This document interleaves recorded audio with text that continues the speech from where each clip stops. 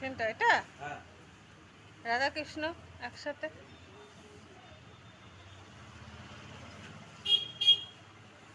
তুই আমাকে প্রশ্ন করছিস কি ঠাকুর?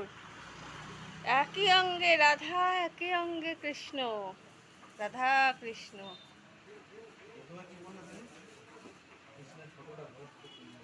হ্যাঁ, কিন্তু আমি তখন ভালো করে দেখিনি।